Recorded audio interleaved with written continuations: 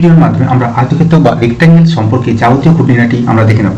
তো দেখো, আয়তক্ষেত্র কাকে বলে না, যে চতুর্ভুজের দুই জোড়া বিপরীত বাহু পরস্পর সমান এবং পরস্পর সমান্তরাল এবং প্রতিটা কোণ সমকোণ, তাকে বলা হয় কি, আয়তক্ষেত্র।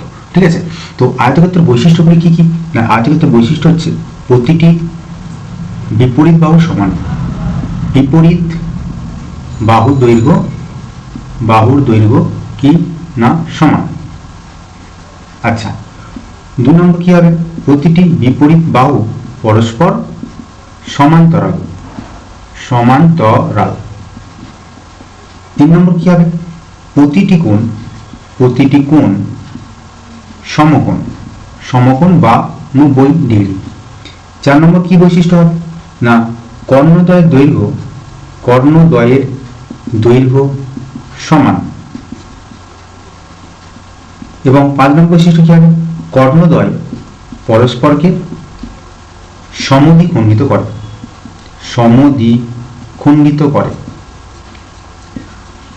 ঠিক আছে, তো এইগুলো আমরা দেখলাম বৈশিষ্ট্যগুলি। এরপর আমরা দেখে নেব এই আয়তক্ষেত্রের সূত্রগুলি কি কি। তো আয়তক্ষেত্রে যদি বাহুর দৈর্ঘ্য যদি এ হয় এবং প্রস্থটা যদি বি হয়, তাহলে আয়তক্ষেত্রের প্রথমে যে সূত্র আছে সেটা হচ্ছে পরিসীমা। পরিসীমার সূত্রটা হচ্ছে 2 ইন্টু দৈর্ঘ্য যোগ প্রস্থ, মানে এ যোগ বি এত একক। 2 নম্বর সূত্র যেটা আছে সেটা ক্ষেত্রফল। ক্ষেত্রফলের সূত্রটা কি, ক্ষেত্রফল যদি দৈর্ঘ্য যদি এ হয় এবং প্রস্থ যদি বি হয়, তাহলে ক্ষেত্রফল হচ্ছে দৈর্ঘ্য ইন্টু প্রস্থ বর্গ একক। এবার যদি আমাদের পরিসীমা দেওয়া থাকে তাহলে দৈর্ঘ্য বের করতে বলে, তখন আমরা দৈর্ঘ্যটা কিভাবে বের করব, তখন দৈর্ঘ্য সমান হয়ে যাচ্ছে অর্ধ পরিসীমা বিয়োগ প্রস্থ। এবং একইভাবেই আমরা যদি প্রস্থ বের করতে বলে, তাই প্রস্থ সমান হবে অর্ধ পরিসীমা বিয়োগ দৈর্ঘ্য।